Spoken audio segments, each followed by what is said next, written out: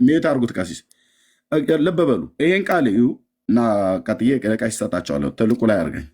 ለምንድን ነው ሰው የምታስገቡት? ኦኬ ሚኪ ነው። እሺ ልብ በሉ። ኦኬ እዚህ የሐዋርያት ሥራ መጽሐፍ ምዕራፍ 19 አሁን መልሼ ላምጣው። 19 ላይ የሚናገረው ምን ይላል? ሁሉ ቀን እንድታስቡ የሚገባው ክርስቲያን ወገኖች ልብ በሉ። ሙሴ ባህሩ ላይ በትሩህን ዘርግተ ባህሩን ምታው አለው ይላል። ታውቃላችሁ በትሩን ዘርግቶ ባህሩን በመታው ሰዓት ባህሩ አልተከፈለም። በሙሴ በትር አይደለም ባህር የተከፈለው። በሙሴ በትር ባህር የከፈለ ይላሉ። ኖ ምታው ነው ያለው። ባህሩ የተከፈለው በምንድን ነው? ይኸው ላሳያቸው ወንድሞች እናቶች፣ ይህንን መልሳሉ። ግን እግዚአብሔር በጳውሎስ እጅ የሚያስገርም ተአምራት ያደርግ ነበር። በሙሴም እጅ የሚያስደርግ ተአምራት ያደርግ ነበር። ተአምራት አድራጊው ማን ነው? የእስራኤል አምላክ እግዚአብሔር ብቻ ነው። ጳውሎስ ምን ተአምር ሊያደርግ ይችላል? አንድ ነፍሰ ገዳይ እኮ የነበረ ፈሪሳዊ ነው። ጴጥሮስ ምን ሊያደርግ ይችላል? ምንም አያደርጉ። ሰው ኃይልና ችሎታ ብርታት የለውም። እግዚአብሔር ግን ከጥንት ጀምሮ በባሪያዎቹ እጅ ታምራትን ያደርግ ነበር። ስለዚህ እግዚአብሔርን በጳውሎስ እጅ የሚያስገርም ተአምራት ያደርግ ነበር ይላል። ለምሳሌ ጳውሎስ ሙት አስነስቷል አይደል? ሙትን ያስነሳው ጳውሎስ ነው ወይስ በዛው ብላቴናው ላይ እኮ ተጋደመበትና ወደ እግዚአብሔር ጸለየ። ከዛስ እግዚአብሔር ያን ሰው አስነሳው። ሙታንን ያስነሳ፣ ለሙታን ህይወትን የሚሰጥ ከሕያው አምላክ ከቅዱስ እግዚአብሔር ውጭ ማንም የለም። ለዚህ ነው ብቻውን ተአምራትን የሚያደርግ የእስራኤል አምላክ ይባረክ ብሎ ያለው ነቢይ እግዚአብሔር ዳዊት። ብቻውን ነው የሚያደርገው ተአምራትን። ከጳውሎስ ጋር አብሮ ተስማምቶ ጳውሎስ ኃይል አዋቶ ልክ ወጣቶቹ የከተማ ልጆች አጋጭተን እንብላ ብለው እንደሚሉት ጳውሎስና እግዚአብሔር ኃይላቸውን አውጣተው አይደለም ሙታኑን ያስነሱት። ጳውሎስ ናቲንግ ነው፣ ናቲንግ ያለ እግዚአብሔር። የአምላክ የእግዚአብሔር መንፈስ ግን በላዩ ላይ ስለነበር ዘ ሜን ኦፍ ጋድ በጣም እግዚአብሔር ሰው ነው። እሱ ግን ከራሱ ምንም ሊያደርግ አልቻለም፣ አይችልም። ኦኬ በትሩን እንኳን በባህሩ ላይ እንዲዘረጋ ሙሴን ያዘዘው እግዚአብሔር ነው። ግን በጣም ብዙ ጊዜ ሙሴ በባህር በትር ከፈለ ብለው ይላሉ። ኦርቶዶክስ እንደውም ሚካኤልም ጭምር ነው ብላ ትላለች። አይደሉም፣ ሁለቱም አይደሉም። ወንድምዬ መጽሐፍትን አንብቡ። ነውር አይደለም እንዴ? በጣም ነውር ነው። መጽሐፍትን አንብቡ። እሺ ኦኬ እንዲህ ይነበባል። እኔ ልቀጥል አሁን? ይቀጥላሉ። ይህን ተናግረ ይሰጠውታል። ያው እግዚአብሔርም ሙሴን አለው ለምን ትጮህብኛለህ? እንዲጓዙ ለእስራኤል ልጆች ንገር። ቁጥር 14 ዘጸአት 15 ቁጥር 14 ቁጥር 15 አንተም በትርህን አንሳ፣ እጅንም በባህሩ ላይ ዘርጋ፣ ክፈለውም አለው። ተከፈለ? በዚህ ሰዓት አልተከፈለም። ላሳያችሁ። ማን ነው ባህርን የከፈለ? የሆነ ነገር መጥቷል ከዚህ በኋላ። አዎ እንዳዘዘው ባህሩን መጥቶታል በበትር። ወዲያው ግን አልተከፈለም። ሙሴ በትሩን አንስቶ በባህሩ ላይ ሲዘረጋ ቀጥሎ እግዚአብሔር ያመጣውን ይዩት። ክፈለውም አለው። እሺ የእስራኤል ልጆች በባህር ውስጥ ይለፉ አለው፣ ያልፋሉ አለው። እነሆ እኔ የግብፃውያንን ልብ አጸናለሁ፣ በኋላቸውም ይገባሉ። በፈርዖንና በሰራዊቱ ሁሉ ላይ፣ ሰረገሎች በፈረሶች ላይ ክብርን አገኛለሁ። ግብፃውያንም በፈርዖንና በሰረገሎቹ በፈረሶቹ ላይ ክብር ባገኘው ጊዜ እኔ እግዚአብሔር እንደሆንኩ ያውቃሉ ካለ በኋላ በእስራኤልም ሰራዊት ፊት ይሄድ የነበረው የእግዚአብሔር መልአክ ፈቀቅ ብሎ በኋላቸው ሄደ፣ የደመናውም አምድ ከፊታቸው ፈቀቅ ብሎ በኋላቸው ቆመ ካለ በኋላ በግብፃውያን ሰፈርና በእስራኤል ሰፈር መካከል ገባ። በዚያም ደመናና ጨለማ ነበር፣ በዚህም በኩል ደግሞ ሌሊቱን አበራ። ሌሊቱን እርስ በርሳቸው አልተቀራረቡ ካለ በኋላ ሙሴም በባህሩ ላይ እጁን ዘረጋ ይላል። እግዚአብሔርም ይላል ሙሴ እጁን በባህሩ ላይ ሲዘረጋ ምታው ብሎ እንዳለ ሲያደርግ ልክ ባህር የተከፈለበት። እግዚአብሔርም ሌሊቱን ሁሉ ጽኑ የምስራቅ ንፋስ አምጥቶ ባህሩን አስወገደው ይላል። ሃሌሉያ ሃሌሉያ። ባህሩንም አደረቀ፣ ውሃውም ተከፈለ ይላል። በነፋስ ነው እግዚአብሔር ውሃውን በግራና በቀኝ አቆመው። በበትር ሙሴ በበትር ባህሩን ከፍሎት ይላል። የቱ ጋር ነው በባህር የከፈለው? ምታው ነው ያለው። ስትመታው ይከፈላል አለ እንዴ? ምታው አለ እና ክፈለውን ብሎ እንኳን ብሎ ቢላው የተከፈለው ግን ባህር የምስራቅ ንፋስ አምጥቶ ነው። ነፋሳትን ከቤተ መዛግብቱ የሚያዝ የሰራዊት ጌታ እግዚአብሔር። የምስራቅ ንፋስ ማለት በመጽሐፍ ቅዱስ ፍርድ ማለት ነው። የፍርድ ንፋስ ማለት ነው። ስለዚህ ባህሩን ያደረቀው እግዚአብሔር በምንድን ነው? ጽኑ የምስራቅ ነፋስ አምጥቶ ነው። ሌሊቱን ሁሉ ጽኑ የምስራቅ ነፋስ አምጥቶ ባህሩን አስወገደው፣ ባህሩንም አደረቀው፣ ውሃውም ተከፈለ። ካኑማ ጨርሻ ላይ ይቀጥሉ። ስለዚህ እግዚአብሔር ነው የሚያደርገው ተአምራትን። በሙሴ እጅ ተአምራትን ያደረገ እግዚአብሔር እንጂ ሙሴ ተአምራትን አላደረገም። ብራዘር ይቅርታ፣ እሺ ኤርሚ ጨርሻለሁ ስላልክ ነው የገባሁት። እሺ ችግር ቀሲስ ልግባ ስላሉ ነው። አንድ ጊዜ ልጨርስ። ቀሲስ ይገባሉ፣ ግን አንድ ጊዜ ሚኪ አዳምጣቸው፣ እሳቸውንም በደንብ አዳምጣቸው። ችግር የለም፣ የማዳመጥ ችግር የለብኝ። ቀሲስዬ እሺ እርሶ ይቀጥሉ። ምንድን ነው ኤርሚ ቅድም ስለጸለየ ሙታን አስነሳ ብለሃል። ትንሽ አሁን አንተ እንትን እያረክ ነው፣ ቼሪ ፒኪንግ ይባላል። እንደዚህ ፒክ እያረክ ነው፣ ግን መልሱ አለው ለዚህኛውም። መጽሐፈ ነገሥት ካልዕ ምዕራፍ 13 ብታወጣ ከቁጥር 1 ላይ ምን ይላል መሰለህ? ሰዎች አንድ ሰው ሲቀር አደጋ ጣዮች አዩ፣ ሬሳውንም በኤልሳ መቃብር ጣሉት። የኤልሳንም አጥንት በነካ ጊዜ ሰውየው ድኖ በእግሩ ቆመ። እዚህ ጋር ኤልሳ ሞቷል። እየጸለየ ይሁን አይሁን መጽሐፍ ቅዱሱ የሚናገረው አንቀጽ የለም እስከታች ድረስ ብታነበው፣ ግን ሰውየው ስለመነሳቱ እንትን ይናገራል። እንግዲህ ይህንንስ ምን ትላለህ? ቴንኪው። እግዚአብሔር ነው ይህን ያደረገው። ይህንንም እግዚአብሔር ነው ያደረገው። አይ እግዚአብሔር አይደለም ያደረገው ብለው ካሉ እርስዎ ኖት መረጃ ማቅረብ ያለበት። ምን ትላለህ ሳይሆን እርስዎ ኖት መረጃ ማምጣት ያለበት። የኤልሳ አጥንት ብሉይ ኪዳን ላይ የፈለጋችሁ፣ ብሉይ ኪዳን አይደለም አዲስ ኪዳን ላይ የፈለጋችሁት ቦታ ላይ ማንሳት ትችላላችሁ። በኤልሳ መቃብር ላይ ወስደው ጣሉት አይደል ቀባሪዎች? አዎ። ሲጥሉት ሙቱ ተነሳ። ሙቱን ያስነሳው ኤልሳ ነው ወይስ እግዚአብሔር ነው? እርሶ እዚህ ጋር አልተናገረም። ስለ መጽሐፍ ቅዱስ ስለምናወራ አሁን በመጽሐፍ ቅዱስ ብቻ ነው የምናወራው። ስለዚህ በመጽሐፍ ቅዱስ ደግሞ አጠቃላይ ብለን ካልን ኤልሳ ሙታን ያስነሳል ብሎ የሚል መረጃ ከሌሎት ኤልሳ ሙታን ያስነሳል ኤልሳ ይኸው አጥንቱም እሱ ብቻ ሳይሆን አጥንቱም ያስነሳ እኮ በራሱ ነው። አጥንቱ የኤልሳ አጥንት ነው ያስነሳ አይደል? እንደዛ ነው የሚለው መጽሐፍ። እኔ አይደለሁ እኮ የኤልሳ አጥንት ሙት አስነሳ አይደል? እንደዛ ነው የሚለው መጽሐፉ እኮ። ልክ ነው መጽሐፉ እንደዛ ነው ብሎ የሚለው። ስለዚህ ከኤልሳ አጥንት ላይ ሙቱ የተነሳው በኤልሳ ነው ወይስ በእግዚአብሔር ነው? መጽሐፉ የሚለው በኤልሳ አጥንት ይላል። በውስጠ ታዋቂነት እግዚአብሔር ሁሉን ስራ ለሰዎች እንደሚሰራ እናውቃለን። አሁን አንድ ሰው መጥቶ ቀሽዬ ሙታኑን ያስነሳው ነቢዩ ኤልሳ ነው ወይስ እግዚአብሔር ነው? በባሪያው አጥንት ላይ ሰዎች መቃብር ላይ ሰዎች ቢጥሉትም ያስነሳው የኤልሳ አምላክ ነው ብሎ የምትሉት ወይስ ኤልሳ ነው ያስነሳው? አሁን ጥያቄውን እኮ ወደ ጥያቄ ትመልሰዋለህ። መልሳት እንዴ ለምን ይጠይቁኛል? እርሶ እያወራን ነው አይደል? እንደዛ ከሆነ እኔ ልመልስሎት። ቅድም የሰጠኸኝ እንደዛ ከሆነ ልመልስሎት። ጥምን የሚያረካ መልስ ልስጦት። 1100 ሰው እያየ ይሄ ነቢይ ሙት የማስነሳት ስልጣን ወይ ደግሞ ኃይል የለውም። በመጽሐፍ ቅዱስ አታምንም ማለት ነው? ያድምጡ። አሁን እኔ መልስ ልስጥ፣ ጥምን የሚያረካ መልስ ልስጥ። ይሄ ነቢይ ሙት የማስነሳት ኃይል የለውም፣ ከራሱ የሆነ ማለት ነው። ከራሱ የሆነ ኤልሳ ከራሱ የሆነ ሙት የማስነሳት ኃይል የለውም። ማዳን የለውም፣ ከራሱ የሆነ ማለት ነው የለውም። ታዲያ እንዴት አወቅ ብላችሁ ካላችሁኝ ይኸው እዚህ ጋር ቅድም ጠቅሼው ነበር። ያንን ነቢይ ኤልሳ፣ ኤልያስ፣ ጴጥሮስ፣ በጴጥሮስ እጅ ዶርቃ፣ በኤልያስ እጅ የስራፕታዋ ሴት ልጅ፣ በኤልሳ እጅ የዛች የሱነማይቷ ሴት ልጅ። ኤልሳም ወደዛ ገባና ወደ ሰገነቱ ገብቶ ጸለየ።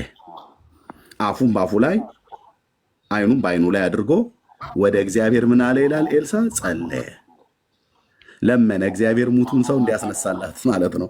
ኤልያስስ ጸለየ ወደ እግዚአብሔር። ጴጥሮስስ ዶርቃ እንድትነሳ ጸለየ። ለምን የሚጸልዩት? ወደ እግዚአብሔር ነው የጸለዩት። ወደ ማን የጸለዩት? ወደ እግዚአብሔር ነው የጸለዩት። ለምን? ለሙታን ህይወትን የሚሰጥ እግዚአብሔር እንደሆነ እነዚህ ሶስት አባቶች ያምናሉ። ኦኬ፣ ያምናሉ። አባቶቼ እንዲህ ነው የሚያምኑት። ኦኬ፣ ስለዚህ በራሱ ማዳን የሚችልማ ሙታን ማስነሳት ቢችል ኖሮ ጴጥሮስ ወደ እግዚአብሔር መጸለይ ባላስፈለገው። በራሱ ማዳንና ከሙታን ማስነሳት ቢችል ኤልሳ ወደ እግዚአብሔር ባልጸለይ ነበር። በራሱ ኤልሳ ኤልያስ ማለት ነው።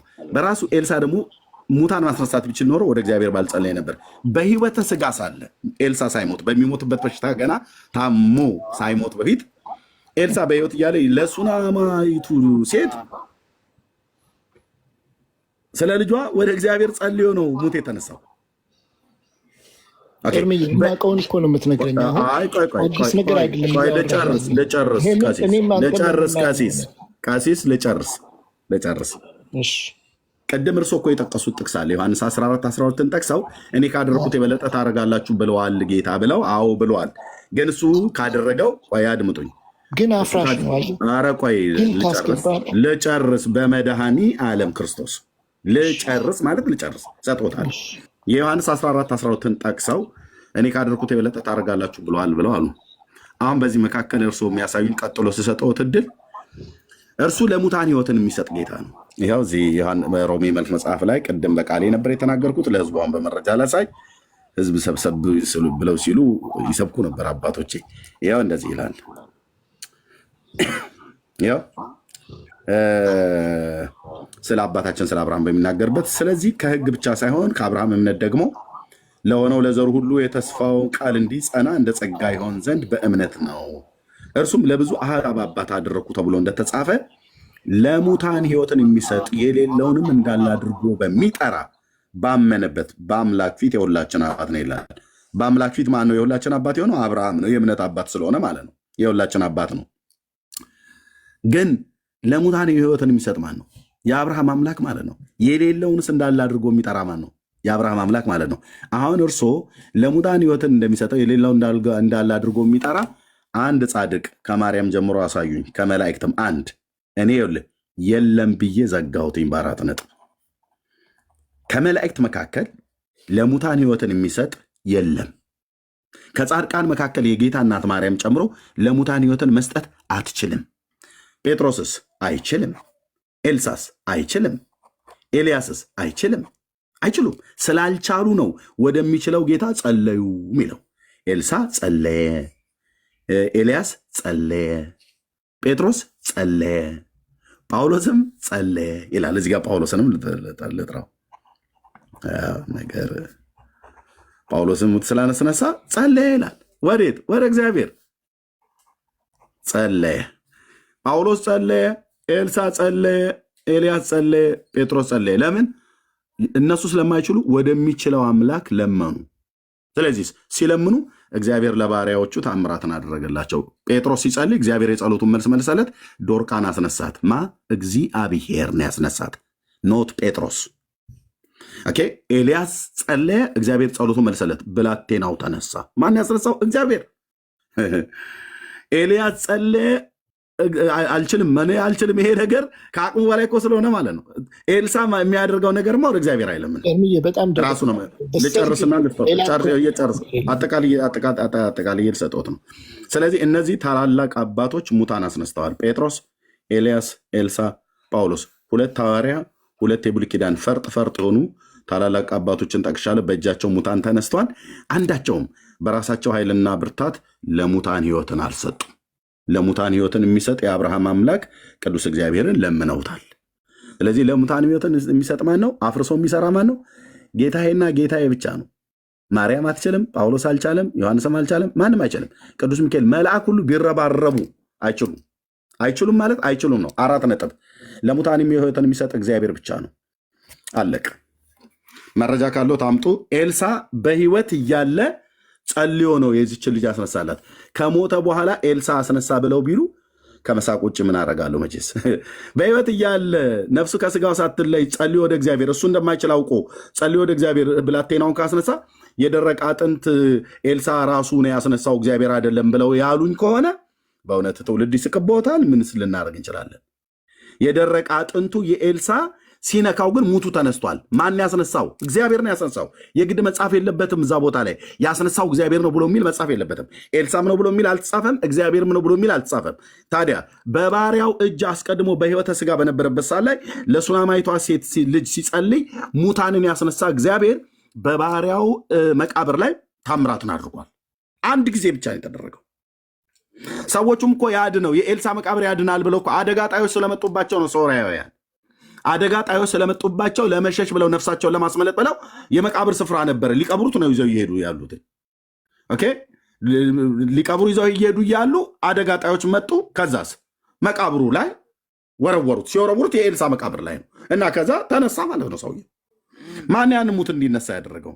ኤልሳ በፍጹም እኮ አይደለም ነው ብዬ የምልህ። በፍጹም ኤልሳ ሊያስነሳ አይችልም። የኤልሳ አምላክ ግን እግዚአብሔር፣ የጴጥሮስ አምላክ እግዚአብሔር፣ የኤልያስ አምላክ እግዚአብሔር፣ የጳውሎስ አምላክ እግዚአብሔር፣ የአብርሃም አምላክ እግዚአብሔር ለሙታን ሕይወትን ሰጪ እሱ ብቸኛ ነውና እሱ ነው ሕይወትን ሲሰጣቸው ተነስተው ሰዎች ይቆማሉ ማለት ነው። ከኑማ ይሄ ነው እውነቱ። ሌላ መረጃ ካለት አሁን መቀጠል ይችላሉ። ይኸው ደቂቃ አለ፣ ሰማወታለሁ። ይቀጥሉ ቀሲስ።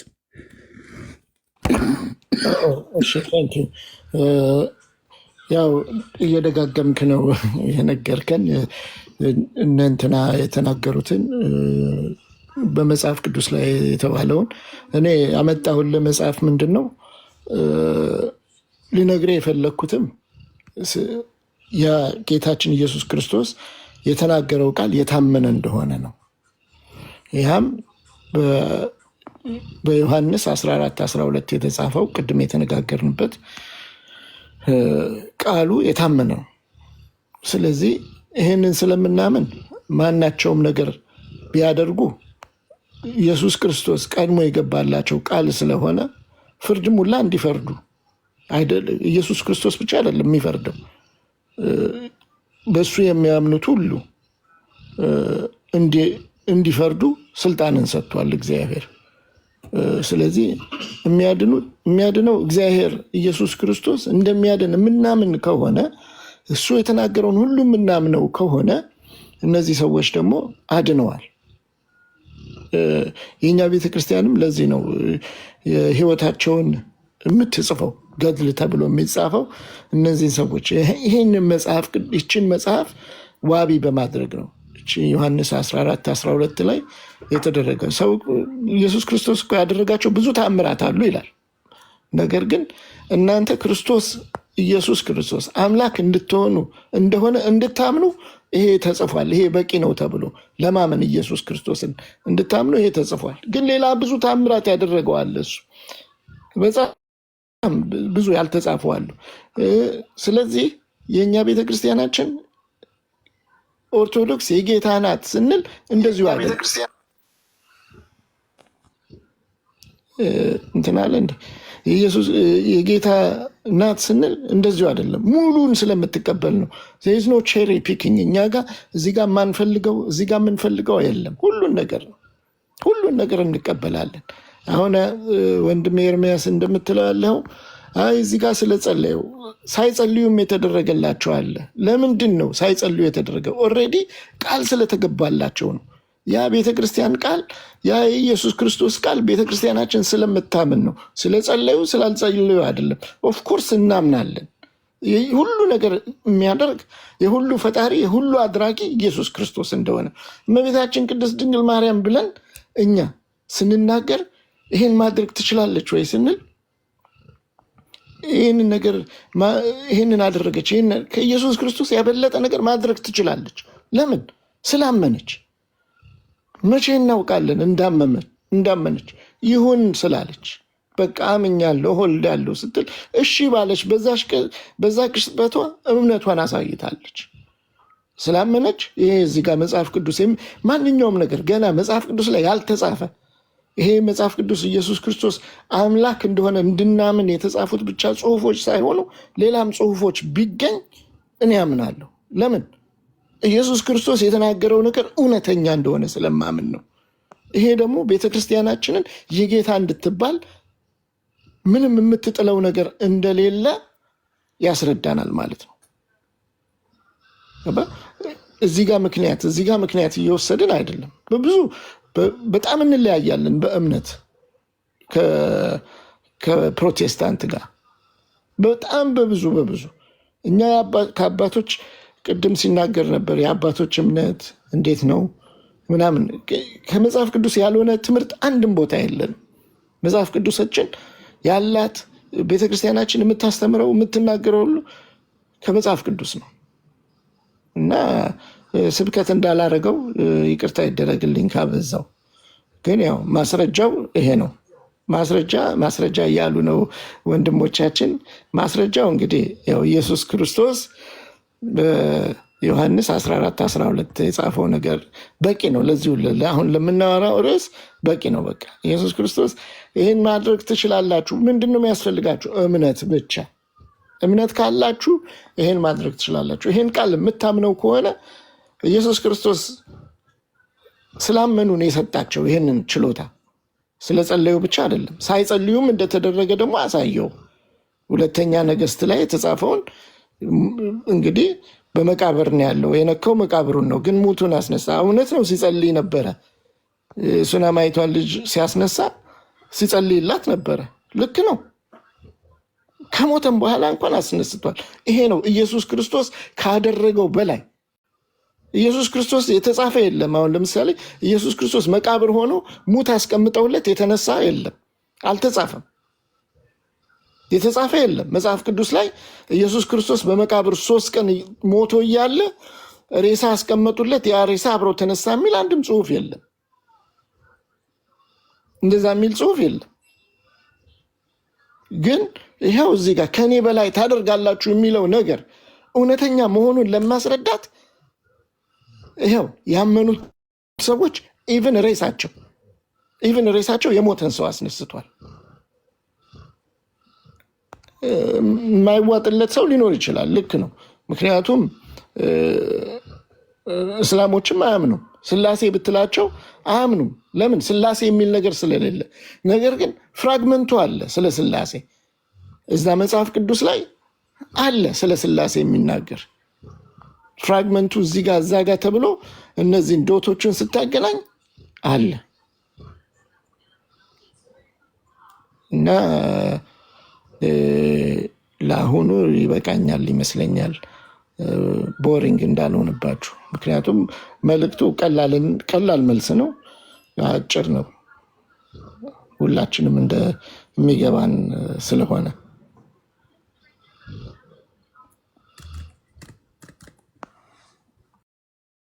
እሺ፣ እናመሰግናለን። እሺ፣ እኛ ዮሐንስ ወንጌል መጽሐፍ ምዕራፍ 14 ቁጥር 12 ላይ ያለውን ቃል አናምንም ብለን አላልንም። ልብ በሉ። በመዝሙር መጽሐፍት ላይ ቀደም ባሳያችሁ ላይ ብቻውን ተአምራትን የሚያደርግ የእስራኤል አምላክ ይባረክ ነው ብሎ የሚለው ብቻውን ያደረገው ብቻውን ህዝቡን ከግብፅ ምድር መርቶ ሲያወጣ ብቻውን ነው የመራው። በጸናች እጁ በበረታች ክንዱ መናን ከሰማይ ሲያወርድ ብቻውን ነው ያደረገው። ከአለት ላይ ውሃን ሲያፈልቅ ብቻውን ያደረገው። ባህሩን ጠሊቁን ባህር በፊት ለፊታቸው በታላቁ ነቢይ በሙሴ በኩል ሲያደርግ በባህሪያው ብቻውን ያደረገው። ሙሴና እግዚአብሔር ባህሩን ከፈሉት አይባልም። እግዚአብሔር ነው ባህሩን የከፈለው። ግብፃውያንም በኩራቸውን ሲገድል 10 መቅሰፍት ሲያደርግ ብቻውን ያደረገው። ብቻውን ያደረገው። ህዝቡን ሲመራ ብቻውን ያደረገው። ለኢያሱ እርዳታን ሰጥቶ 7 ነገስታትን እንዲዋጋ አሞራውያንና ኬጣውያንን ሲያደርግ ኃይልና ብርታትን የሰጠው ብቻውን ነው እግዚአብሔር ያደረገው። ፀሐይ በገባኦን ላይ እንድትቆም ሲያደርግ እግዚአብሔር ነው ያደረገው። የሰማይ ስርዓትን እንዲቆም የትኛውን ነገር ለባሪያው እንደዚህ አይነትን ማዳን ያደረገ ብቻውን። ኦኬ። በጳውሎስ እጅ ሙታን ቢነሳ ያደረገው እግዚአብሔር ነው፣ ኖት ጳውሎስ። እኛም አንጠቅም ባሪያዎች ነን በሉ ነው ያሉት። ምን ጴጥሮስ ምን አሳ እንኳን ጎትቶ ለማውጣት እኮ ሌሊቱን ሁሉ ሲደክም አድሮ ባዶ መረቡን እኮ ሲያጠብ ነው ያገኘው ጌታ። ይሄ ሰውዬ አሁን ሙት አስነሳ ተብሎ ይባል ሳቂያ አይመጣም እንዴ? ያለ ኢየሱስ እኮ ጴጥሮስ ያለ ኢየሱስ ጴጥሮስ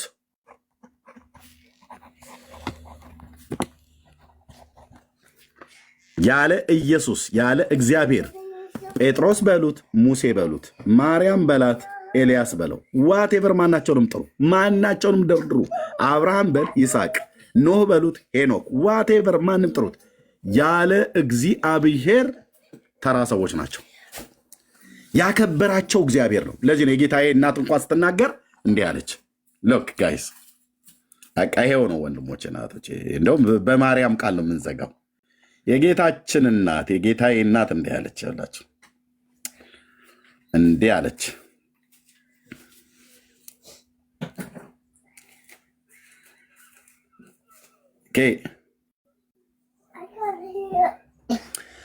ብርቱ የሆነ እርሱ በእኔ ታላቅ ስራን አድርጓልና ስሙም ቅዱስ ነው። ይኸው ነው በቃ ወንድሞች እናቶች፣ እያንዳንዳችን ወደ ቤት ነው መበተን ያለብን። ከማርያም ንግግር ውጭ ሌላ እዚህ ጋር ሊጨምር የሚችል ቄስ፣ ሊጨምር የሚችል ወንጌላዊ የለም። ምን አለች? ብርቱ የሆነው እርሱ በእኔ ታላቅ ስራን አድርጓል። በሙሴ ታላቅ ስራን አድርጓል። በጴጥሮስ ታላቅ ስራን አድርጓል። በኤልያስ ታላቅ ስራን አድርጓል። በኤልሳ ታላቅ ስራን አድርጓል። አሁንም ባሉት በሚያምኑ በስሙ በሚያምኑ ታላቅ ስራን ያደርጋል። ማን ነው? ብርቱ የሆነው እርሱ፣ ስሙ ቅዱስ የሆነው እርሱ። በማርያም እንኳን ያደረገው እሱ ነው። እሷ እኔ ያደረግኩ አላለችም። ኦኬ፣ እሱ ነው ያደረገው። እንዴት ማግኒፋይ እያደረገች እንደምታወራው ይኸው። ጌታን እንዴት እያላቀች ክብርን እየሰጠች እንዴት እንደምታወራ ይሁት። ብዙ ጊዜ ሰው ዝም ብሎ ከማነብነብ ባለፈ የተናገረችው ምን እንደሆነ ረገጥ አድርጎ አየውም። እና እንበለው የጌታዬን እናት የማርያምን ንግግር። ማርያምን እንዲህ አለች፣ ነፍሴ ጌታን ታከብረዋለች፣ መንፈሴም በአምላኬ በመድኃኒቴ ሐሴት ታደርጋለች። በአምላኳ ነው ሐሴት የምታደርገው፣ በአምላኳ ነው ደስ የምትሰኘው። የባሪያይቱን ውርደት ተመልክቷልና እነሆ ከዛሬ ጀምሮ ትውልድ ሁሉ ብፅዕት ይሉኛል። ብርቱ የሆነ እርሱ በእኔ ታላቅ ስራን አድርጓል ብላ ካለች ማርያም በራሷ አላደረግችም ማለት ነው። ማርያም ታምር ታደርጋለች ብላችሁ አትበሉ። ታምራትን ያደረገው ብርቱ የሆነው እሱ፣ ታላቅ ስራን የሰራው በማርያም እንኳን እሱ ነው አትበሉ። እግዚአብሔርን እሷ ማግኒፋይ እያደረገች ያከበረችውን እሷ ግን በእሷ እጅ ትላላችሁ። በነ ኤልያስ እጅ ሙታን ተነስቶ ኤልሳ ነው ሙታንን ያስነሳው ትላላችሁ። በኤልሳ እጅ ነው እግዚአብሔር ሙታንን ያስነሳው። በጳውሎስ እጅ እግዚአብሔር የሚያስገርም ታምራትን ያደርግ ነበር እንደተባለ ማለት ነው። ኦኬ፣ ምሕረቱም ለሚፈሩት እስከ ትውልድ ትውልድ ይኖራል። ይኸውልህ ስሙን እንዴት እንደምታገን ነው ይልኝ። እንዴት የተባረከች እናት ናት በእውነት የጌታዬ እናት። እስራኤላዊቷን ነው እኔ ብዬ የምለው። ኦኬ፣ በክንዱ ኃይልን አድርጓል። ይሄው ነው በቃ በክንዱ በራሱ ኃይል ማለት ነው ኃይልን አድርጓል። ትዕቢተኞችን በልባቸው ሐሳብ በትኗል። ገዢዎችን ከዙፋናቸው አዋርዷል። ለትሑታኑንም ከፍ አድርጓል። የተራቡትን በበጎ ነገር አጥግቧል። ባለጠጎችን ባዶአቸውን ሰዷቸዋል። ለአባቶቻችን እንደተናገረ ለአብርሃምና ለዘሩ ለዘላለም ምሕረቱን ትዝ እያለው እስራኤልን ብላቴናውን ረድቷል አለች። በዚህ ንግግር ውስጥ ልብ በሉ። ብርቱ የሆነው እርሱ በእኔ ታላቅ ስራን አድርጓል። በቃ ይኸው ነው። ብርቱ የሆነው እሱ በሙሴ እጅ ታምራትን አድርጓል። ታላቅ ስራን አድርጓል። ባህርን ከፍሏል። ከአለታ ውሃ እንዲፈልቅ አድርጓል። ሂድና አለቱን ምታው ሲለው መቶታል። ሲመታው ግን ውሃ ፈለቀ። ማነው ውሃውን ያፈለቀው? ብርቱ የሆነው እርሱና ውሃውን ያፈለቀው። ሙሴን ሄደ ምታ ነው ያለው። ከእንጭንጫ ላይ ውሃን ያፈለቀላቸው እግዚአብሔር ነው። በመሪባ ውሃ በጥል ክርክር በተደረገበት ከወንድም ከሙሴ ጋር አልቀደሳችሁኝም አላቸው። አየህ፣ አላከበራችሁኝም። ስለዚህ አንተና ወንድም አሮን ወደዚህ ተራራ ትወጣለህ፣ ወደ አባቶቻችሁ ትከማቻላችሁ። ይህ ህዝብ ግን ይዞት ይገባል። ኢያሱ ነው ይዞት የሚገባው። ሙሴ እዚህ ጋር እናቆማለን። የኔ እናንተ ነገር እዚህ ጋር ያበቃ ማለት ትሞታል፣ ወደ አባቶች ትሰናበታለህ። ለምን? በመሪባ ውሃ በጥል ክርክር በተደረገበት ሰዓት ላይ በእስራኤል ልጆች ፊት አልቀደሳችሁኝም አንተና ሙሴ። ብርቱ የሆነው እርሱ በሙሴ እጅ ባህርን ከፍሏል። ባህሩን ምታ ሲለው በበትሩ ሲመታው እግዚአብሔር ሌሊቱን ንፋስ አመጣና አስወገደው። ውሃው የተከፈለው በበትሩ አይደለም። ውሃው የተከፈለው ልጨርስ። ውሃው የተከፈለው በበትሩ ሳይሆን ነፋስ አምጥቶ ነው የከፈለው። ባህሩን ሙሴ ከፈለ አይባልም። ልጨርስ ቀሲስ እንዴ እኔ ኮርሶ ሲያወሩ ስብከት እንዳላርገው ብለው ነው። እኔ ደግሞ ሰባኪ ስለሆንኩ ሰብካለሁ አለ ህዝቡ። እሺ በቃ እንግዲህ ሰላም ዋሉ። ዛሬ ሁላችን ይባርካል። እሺ እናመሰግናለን። ስለዚህ ብርቱ የሆነው እርሱ ነው። በማርያምን ታምራትን ያደረገ አምላክ ሰው ሆኖ እንዲጸነስ ማለት ነው። ልብ በሉ፣ እሱ አይደለችም ያደረገችው። ዛሬ ማርያም ማርያም ብለን ብንል ማርያም ብለን እንድንጠራ እንኳን ራሱ የጌታ እናት እንኳን ብለን እንድንል ያደረገው ማን ነው? ብርቱ የሆነው እሱ ነው። እዚህ ጋር ደርድርልኝ እንደው ማርያም የጌታችን እናት፣ አብርሃም፣ ኤልሳ፣ ኤልያስ፣ ሙሴ፣ ጴጥሮስ፣ ጳውሎስ ሰዎች አይደሉ? ማርያም ሰው ናት። አብርሃም ሰው ነው። ኤልሳ ሰው ነው። ኤልያስ ሰው ነው። ሙሴ ሰው ነው። ጴጥሮስ ሰው ነው። እነዚህ ሁሉ ከፍ አድርገኝ ፕሊስ። እነዚህ ሁሉ ምንድነው ድብልቅልቅ አደረጋችሁት? ኧረ በመድኃኒዓለም ኦኬ። እነዚህ ሁሉ ማርያም ሰው ናት። ጳውሎስ ሰው ነው። ጴጥሮስ ሰው ነው። ሙሴ ሰው ነው። ኤልያስ ሰው ነው። ኤልሳ ሰው ነው። አብርሃም ሰው ነው። እነዚህ ሁሉ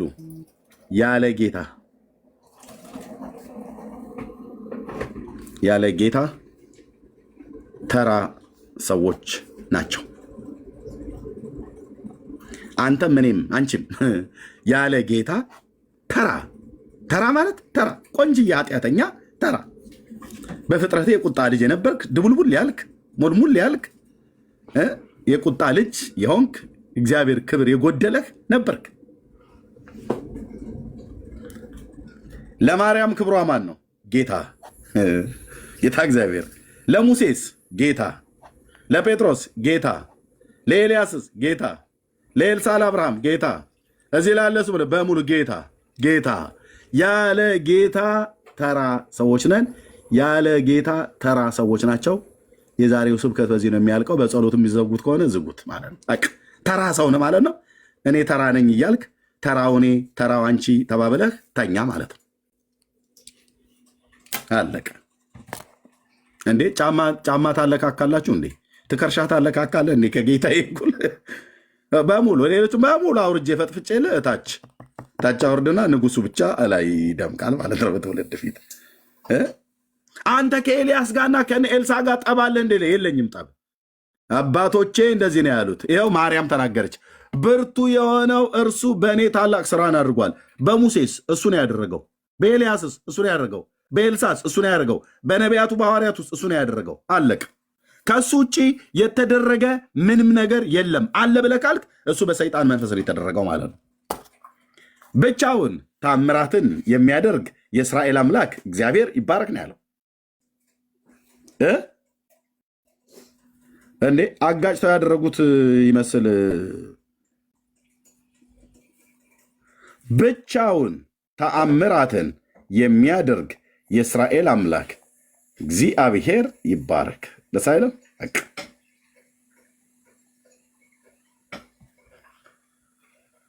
ያው እችን ኪኒና ዋጣትና ተኛ። እችን ኪኒና ዋጫትና ተኝ። እህትዬ ወንድምየው በቃ ይህን ኪኒን በደንብ ጠዋት እየተነሳችሁ ከቁርሱ በፊት ውሰዱት።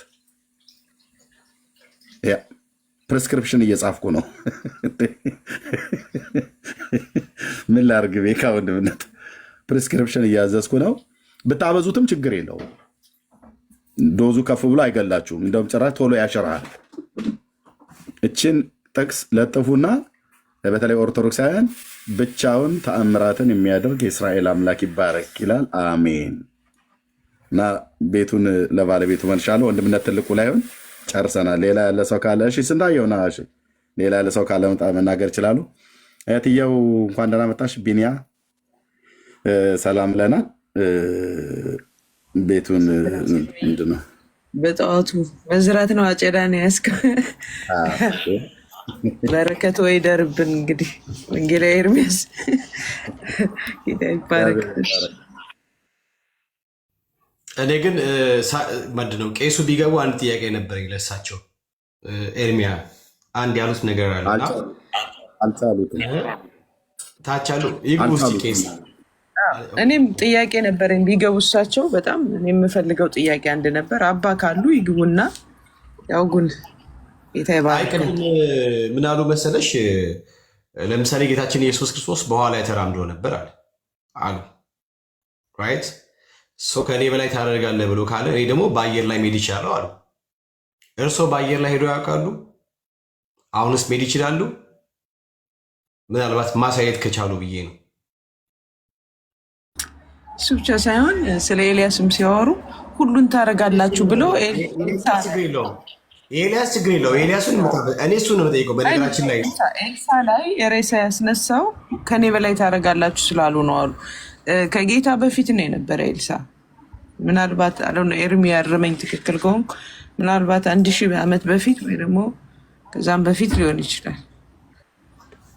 ጌታ የተናገረው በኋላ ነው እና እሱን ጥያቄ ነበረኝ። ቢገቡ ደስ ይለኝ ነበር። እንግዲህ ሌሎች መምህራኖች ገብተዋል መሰል ዮሐንስ 14 በደንብ ሳይገባቸው ነው ዝቅ ብለው አያነቡም። ጌታችን ኢየሱስ ክርስቶስ ስለምን እየተናገረ ምን እያለ ነው የሚለው ነገር እንዴት ነው የሚጠፋቸው? በነገራችን ተባረኪ ኤልሳ 1000 ዓመት በፊት ሳይሆን ወደ በኤልሳ እና በጌታ መካከል 70 ዓመት አለ የባቢሎን። ከዛም ደግሞ ተመልሰዋለ ኦልሞስት ወደ 600 ወይ 700 ምናምን ነገር ዓመት በማነው በንጉሱ በአካብ ዘመን የነበረ ስለሆነ ከኤልሳ ሞት በኋላ የተነሳ ነቢይ ስለነበረ አካብ 800 ኤዲ ላይ ነበረ የነበረው እና ከዛ 2 ከዚህ 6 ኦልሞስት ወደ 600 ወይ 670 ወይ እንደዛ 670 አካባቢ እንደዛ አካባቢ ነው። እሺ ግን እኔ እስካሁን በጣም ኢንትረስትድ ከሆንኩት ነገር አንዱ እሱ ነው። በኋላ ላይ ተራምደዋል። ስለዚህ እኛ ደግሞ በአየር ላይ መሄድ እንችላለን ያሉት ነገር ቢያሳዩኝ ደስ ይለኝ ነበረ። የምሬን ነው የምላችሁ። እኔ አሁን ላይክ ጆክ ይመስላል አይደለ? ግን ቀልድ አይደለም። ቀልድ እየቀልድኩ አይደለም። በነገራችን ላይ ኢየሱስ ክርስቶስ በኋላ ላይ ከተራመደ እሱ ደግሞ ከእኔ በላይ ታደርጋላችሁ ብሎ ካለ እሱ በኋላ ላይ ተራምዶ እኛ ደግሞ በአየር ላይ መሄድ እንችላለን ብለዋል። በቴክኖሎጂ ሳይታገዙ በአየር ላይ መሄድ ከቻሉ ሄዶ ያሳዩን እና እኛ የምንመሩት ክፍሉ እርሱ ነው ከሆነ የሚለው ኧረ ቆይ ከላይ ገባ ሰው አለ። ቆይ አባ ቆይ ስለዚህ እርስዎ ይሄን ነገር ቢያሳዩ ደስ ይለኛል። ገብቶ ቢያሳዩ ስፔሻሊ ቪዲዮ አብርቶ ራሱ ላኩ። እሺ አይኩ እሺ ታንኪዩ በጣም አመሰግናለሁ። እሺ ቀሲስ እኔ ኦፔን ያዝኩት እርሶ ሲሉ ከሚዬ ጋር ሲያወሩ ጌታችን ኢየሱስ ክርስቶስ በኋላ ላይ ከተራመደ ከእኔ የሚበልጠውን ታደርጋላችሁ ብሎ ካለ እሱ በኋላ ላይ ተራምዷልና እኛ ደግሞ በአየር ላይ መሄድ ይቻላል ብለዋል።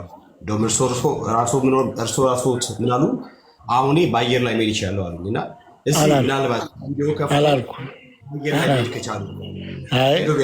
ያላልኩትንማ እኔ እናንተ ትልልቅ ሰዎች አይደለን እንዴ? ጽፌያለሁ። እኔ ከወንድሜ ብዙ ጊዜ የምማረው ነገር አለ። ቀለምና ወረቀት ያዘው መማሩ ጥሩ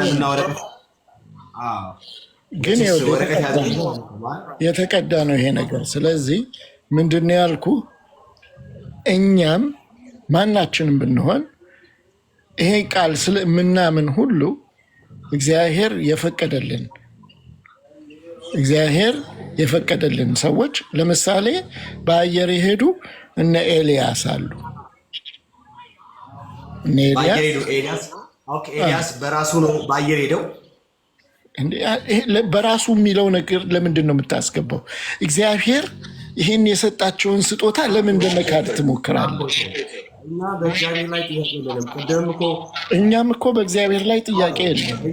ለምን ቅድም እኮ ኤርሚ ነገሩት፣ መምህር ቅድም ኤርሚ ነገሩት ምን ብለው? በኢየሱስ ላይ ጥያቄ የለንም፣ በእግዚአብሔር ላይ ጥያቄ የለንም። ጥያቄማ አላችሁ፣ በኢየሱስ ላይ ጥያቄ አላችሁ።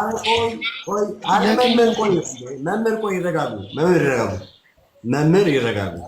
አንድ ጊዜ ሚዩት ያድርጉ፣ ይረብሻል። አይ ቲንክ የኔ ስልክ ነው መሰለኝ፣ አላውቅም። እሺ ጥሩ። ቅድም ኤርሚዬ ምን አለ? በክርስቶስ ላይ ጥያቄ፣ በኢየሱስ ላይ ጥያቄ የለንም፣ ወይ ደግሞ በእግዚአብሔር ላይ ጥያቄ የለንም። ኢቨን እንኳን በጳውሎስ ላይ ኦኬ ሆኖ ይሰራ የነበረው እግዚአብሔር ነው፣ የእግዚአብሔር እጅ ነው የሚለው። ስለዚህ በማንም ሰው አልፎ ታምራት ተገልጦ ቢሆን ያ የተገለጠው ከሰውየው ኃይል መንጭቶ ሳይሆን በሰውየው ላይ ከተቀመጠው ከእግዚአብሔር የተነሳ ነው። አለቅ። ይህ ሁላችን የምናምነው የምንቀበለው ነገር ነው። እግዚአብሔር እናንተ ጋር ደግሞ እግዚአብሔር ኤክሰፕት እግዚአብሔር ከእግዚአብሔር ውጭ ሰውየው በራሱ አቅም በራሱ ኃይል በራሱ ማድረግ እንዲችላል ብላችሁ ነው የምታምኑት። ኢቭን የዘላለም ሕይወት እንኳን ከመስጠት አንጻር በክርስቶስ ሳይሆን ሰዎቹ ራሳቸው በተገባላቸው ኪዳን የዘላለም ሰጪዎች ናቸው። እሱ ብቻ አይደለም፣ ከፈሰሰው ከክርስቶስ ደም ከኃጢአት መንጻት እንደሚቻል መጽሐፋችን ነግሮ ሲያበቃ አይ በሌሎች በፍጡራን በእነሱ በተገባላቸው ኪዳን ሰዎች ከኃጢአታቸው ይነጻሉ። ጌታችን ኢየሱስ ክርስቶስ በመስቀሉ ስራ መድኃኒት ሆኖ ሲያበቃ አይ ኖ የተሰቀለበት እንጨቱ ራሱ መድኃኒት ነው የነፍስ ብላችሁ ተባለ። ስለዚህ ከክርስቶስ ከእግዚአብሔር ለይታችሁ ነው በራሳቸው ባይ ኢትሰልፍ ነው እነዚህን አይነት ታምራቶች እነዚህን አይነት ነገሮች የሚያደርጉት ባይ ኢትሰልፍ ከእግዚአብሔር ውጭ በራሳቸው ማለት ነው። አሁን ቅድም ምድር ያሉት ጌታችን ኢየሱስ ክርስቶስ አሉና ከዚያስ ከእኔ የበለጠውን ነገር ታደርጋላችሁ ብሏል ብሎ የዮሐንስ ወንጌል ምዕራፍ 12 ምዕራፍ 14 ቁጥር 12 ጠቀሱ። ከእኔ በላይ ያ ማለት ኢየሱስ ክርስቶስ ሳይጨመርበት እግዚአብሔር ሳይጨመርበት ከእግዚአብሔር ውጪ ሰውየው በራሱ ብቻ የፈቀደውን ነገር ያደርጋል ብሎ ነው የመጡት። ሰው ጌታችን ኢየሱስ ክርስቶስ በውሃ ላይ ተራመደ አሉኝና ከዛ ደግሞ እኛ ደግሞ ከኔ በላይ ታደርጋላችሁ ብሎ ስላለ በአየር ላይ እንሄዳለን አሉ። ስለዚህ እኔ ከእርሶ የምፈልገው ምንድነው? እስቲ ፕራክቲካል ያርጉት። አሁን የሚያምኑትን እምነት ከኢየሱስ በላይ እንደሚያደርጉ ካመኑ እስቲ አካል አልብሱት፣ ያሉትን የተናገሩትን ቃል አካል አልብሱት ማለት በአየር ላይ ሄዶ አያሳዩኝ ወይም በአየር ላይ ተራምዶ አያሳዩኝ እስቲ። ከዛ እኔ ደግሞ ለመኑ ችግር የለውም።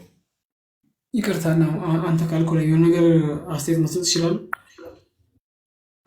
አይ አባት አሉ ብለው ተጠይቀዋል። ወንድሜ ቆይ እሳቸው ይመልሱ። ጥያቄ ተጠይቀዋል። ቤካ የሚሉት አድርገው ያንተ ስልክ እንትን አለው ትንሽ ያስተጋባል ነገር ቤካ የተወሰናችሁ ሰዎች እሺ ቀሲስ ይቀጥላሉ። ቀሲስን እኔ ወረዱ አላልኳቸውም፣ እራሳቸው ናቸው የወረዱት። ይኸው ተመልሰው መጥተዋል ደግሞ መግባት ሲፈልጉ ማለት ነው። ራስዎት ነው የወረዱት። ሚኪ ግን ቤቱን ከፍቶ ቀሲስን አስወርዳቸው አላስወራ አላቸው፣ እድል አልሰጥ አላቸው። እንኳን እሱ አይደለሁም እኔም ራሱ በዛበታለሁ፣ እኔ ራሱ ብሞግተው አለ። ቀሲስ ሲወርዱ ሚኪ ራሱን የወረደ እና ቀሲስ ገብተዋል። ሚኪሻ የምወድህ ብላችሁ በሉት። ኤርሚዬ አሁን ይሄ አላስፈላጊ ነገር ነው። ማውራት ያለብን ስለ ክርስቶስ ነው እንጂ ስለሚኪ እዛ አላስፈላጊ ነገር እየተናገረ ነው። እዛ ነው አላስፈላጊ ነገር እሱ እዛ ጋር እዚህ ጋር እኔ ስናገር አላስፈላጊ ነው ብለውኝ፣ እርሱ ግን እዛ አላስፈላጊ ነገር ይናገር ችግር የለውም የሱ። ያንተ ግን ችግር አለው ዝም በል እያሉኝ ነው። ከፈረዱ የእሱ ጋር እኔ ሰምቼ እየተናገርኩ ነው ቀሲ እና እዛ እየዋሸ ስለሆነ እሳቸውን አላስወራ ብሎ አለ ብለዋሉ። እኔ አላስወራ ብዬ አላልኮትም። ራስዎት ነው የወረዱት፣ አስወረዳቸዋል። እኔ አላልከኝም፣ በቃልህ አላስወራ እንዳታወራ አላልከኝም። ልክ ነህ። ነገር ግን ብዙ ስላወራ ቆያ እንደ ይሄኛውን ነግረህናል፣ ድጋሚ ነው። እኔም ደግሞ ላውራ ስል ያው ልጨርስ ብልሃል። ይሄ እውነት ነው። ያው እዚህ ጋር ብንዋሽ ምንም እኮ እኔ ልጨርስ እርሶ ስሰጥህ ስብከት እንዳላረገው ቦሪንግ እንዳልሆንባችሁ ብለው ሲሉ ራስዎት ነው የተሰጡት ያሳንሱት። ልክ ነው። እኔ ደግሞ በውስጥ ያለው ነገር መናገር አለ። ደጋግሜ ብናገር ረጅም ደቂቃ ውስጥ ይናገሩ። ይቀጥሉ። ረጅም ጊዜ በመናገር ሳይሆን እኔ ማውራት የምፈልገው ኮር ፖይንቶቹን ነው። መጽሐፍ ቅዱስ ላይ ያገኘኋቸውን ኮር ፖይንቶች የምላቸውን ነገር ጠቃሚ ይሆናሉ ብዬ ካሰብኩኝ አወራቸዋለሁ። ዜዝ ኖ ፖይንት አሁን እዛው ቦታ ላይ ብንደጋግመው አንድን ነገር ምንም ነገር ሲንክ ያደርጋል ብለን አይደለም። ምን ለማለት ነው የፈለግኩት? አሁን ወንድሜ የጠየቀኝ ጥያቄ አለ። በረሃ አሳየኝ ነው ያለኝ። እኔ አሁንም በሬ አላሳየን። ነገር ግን እኔ አሁንም እየነገርኩ ያለው አንድ ነገር ነው። ይሄ ሰውን ለማሳቅ ወይ እኔ በተናገርኩት ላይ ሳይሆን ሰዎች እውነትን ዋናው ዓላማው ሰዎች በእግዚአብሔር አምነው መንግስተ ሰማያት እንዲገቡ ነው። የኔም ያንተም ፍላጎት። ምናልባት የተለያየ አረዳድ ሊኖረን ይችላል። እኔ የተረዳሁበት አይምሮ አለ፣ አንተ የተረዳህበት አይምሮ አለ። እሱ ያው እኔም አንተም ማን እንደሆንን እናውቃለን፣ በኑሯችን እናውቀዋለን። እኔ ምን አይነት ሰው እንደሆንኩን ያውቀዋለሁ፣ አንተ ማን እንደሆንክ ታውቀዋለህ። እዚህ ጋር ብንዋሸው ብናወራው ዋጋ የለውም። ምክንያቱም ሁሉን የሚያውቅ እግዚአብሔር ስላለ ማለት ነው። በማዕከላችን የማናችንም ህይወት የሚያውቅ ማን እንደሆንኩኝ እኔን ያውቃል። እኔ መብረር እችላለሁ ወይ? አልችልም። ለምን? እምነቱ በቂ ስላልሌለኝ ማለት ነው። እምነቱ በአፌ ልናገር እችላለሁ፣ አምናለሁ፣ ኢየሱስ ክርስቶስን አምናለሁ፣ ፈጣሪ ነው ብዬ ላገለግለውም እችላለሁ። በቤቱም ልኖር እችላለሁ፣ በቤቱም አድጌ ሊሆን ይችላል። ነገር ግን ያኛው የተባለችው የሰናፍጭ ቅንጣት ያክል እምነት ካላችሁ ይሄን ተራራ ከዚህ ጋር ተነስታችሁ ወደዛ ብትሉት ይሄድላችኋል ያለው ቃል የታመነ ነው። ኢየሱስ ክርስቶስ ያለው ነገር እውነተኛ እንደሆነ አሁንም አምናለሁ። አድርገዋለሁ ወይ? እኔ ፐርሰናሊ ነው። ያደረጉት ሰዎች ሊኖረው ይችላሉ፣ ኦፍኮርስ ይኖራሉ። ለምን? የእግዚአብሔር ቃል የታመነ ስለሆነ። እኔ ያላየሁም ማለት ኢየሱስ ክርስቶስ ሲሰቀል እኮ አልነበርኩም፣ ነገር ግን አምናለሁ ተሰቅሏል ብዬ። ለምን? አባቶች እንደነገሩን መጽሐፍ ቅዱስ ላይ እንዳስቀምጡልን በተረዳ ነገር አምኛለሁ። ዋናው ደግሞ እምነት እኮ ነው። ስናምን ብቻ ነው አንድ ነገር እንጂ ኢየሱስ ክርስቶስ ሲሰቀል አሉ እኮ የማያምኑ ሰዎች። ኢየሱስ ክርስቶስ ሚፍ ነው የሚሉ አሉ ሰዎች። ኤግዚስት አላረገም የሚሉ ሰዎች አሉ። በሚያውቁት በእነሱ በሚያውቁት ነገር ብቻ ማለት ነው። እና እኔም አሁን የምናገረው ስለተጻፈው ነገር በመጽሐፍ ቅዱስ ላይ ያገኘሁትን ነገር የምናገረው ኢየሱስ ክርስቶስ ተራራውን ከዚህ ቦታ ተነሱ ብሎ ታስነሳላችሁ ብሏል። ኢየሱስ ክርስቶስ መጽሐፍ ቅዱስ ላይ አንስቶ ተራራውን ውሃ ላይ ያደረገ የሚል የለም። ነገር ግን ታደርጋላችሁ ብሎናል። ያን ታደርጋላችሁ ያለን ቃል አምነዋለሁ አላምነውም እንግዲህ ኢንዲቪዥዋል ነው። እኔ ግን አምነዋለሁ። ከኛ ውስጥ የሚያደርግ ሊኖር ይችላል። አንተ በእምነቱ ቢኖር ያቺ የሰናፍጭ ቅንጣት እምነት አለኝ ብለህ ባታደርገው ያቺ ቅንጣቷ የለህም ማለት ነው። ምክንያቱም ተናግሯል። መስፈሪያዋ ያቺ የሰናፍጭ ቅንጣት የምትለዋ ናት። ሰፍሮ ነው የነገረን ምን እንደምታክል የእምነቷ መጠን ሁሉ ተነግሮናል። ስለዚህ እርሶ የሰናፍጭ ቅንጣት ያክል እምነት የለዎት ነው በአየር ላይ ሜዳ ቃቶት ያልቻሉ? አዎ፣ ምክንያቱም ተሰፍሮ ተለክቶ ተነግሮናል።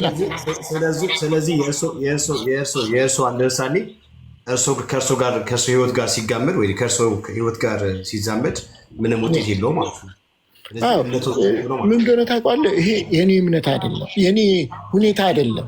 ይሄ ፐርሰናል አናድርገው ማለት ነው። ለመሰሉት እንደዛ ያልኩት ከፍሎ የሚናገረው እርሶ እንደሚሉት አይደለም። ጌታችን ኢየሱስ ክርስቶስ ከኔ በላይ ብሎ ሲል እርሱ ለምሳሌ ከኔ በላይ የሚለውን አንተ አስረዳኝና ደግሞ ሌላ ጊዜ እንዳልሳሳት ማለት ነው። በአጭር አማርኛ ጌታችን ኢየሱስ ክርስቶስ በምድር ላይ በቆየበት ጊዜ 3 ዓመት ብቻ ነው አይደለም። ለምሳሌ በየመንደሩ እየዞረ ንስሐ ገቡ እያለ ስለመጣበት ወይ ደግሞ የእግዚአብሔር የመንግስቱ ወንጌል ይናገር የነበረው 3 ዓመት ብቻ ነው አይደለም። ግን ሐዋርያቱ ምን አላቸው? በኢየሩሳሌም ተቀመጡ ኃይል እስክትቀበሉ ድረስ አለ። ጌታችን ኢየሱስ ክርስቶስ ባገለገለበት እድሜው ካመጣቸው ሰዎች ይልቅ እርሱ ከሄደ በኋላ በመንፈስ ቅዱስ መምጣት ስብከተ ወንጌል ተናግረው ያመጡት ህዝብ ይበልጣል።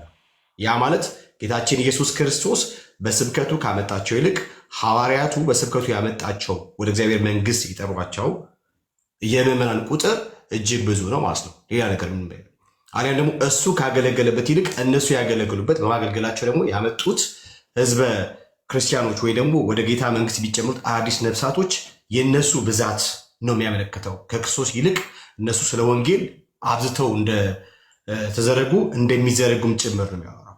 ስለዚህ ክፍሉ የሚናገረው እርሶ ስለሚሉት በውሃ ላይ ስለተራመደ በአየር ላይ ሳይሆን በስብከተ ወንጌል በተመለከተ በምድር ላይ ካለው ቆይታ ጋር አንድ ላይ ተገናኝቶ አንድ ላይ ተያይዞ ነው ሀሳቡ የፈታው እንጂ እርሶ ከሚሉት ሀሳብ ጋር የሚገናኝ አይደለም። እሺ፣ በጣም አመሰግናለሁ። ይህን ስለነገር ግን አመሰግናለሁ። ግን ይሄን ነገር እንዳምን ይሄን ነገር ከመሄዳችን ሌላ ጋር ከመሄዳችን በፊት ይሄን ነገር አንተ ስትፈታው ማን በፈታው ነው? ማን በፈታው? መጽሐፉ በፈታው ነው። መምህር መጽሐፉ ጋር መጽሐፉ ራሱ ምኑ ጋር? መጽሐፍ ቅዱስ ራሱ።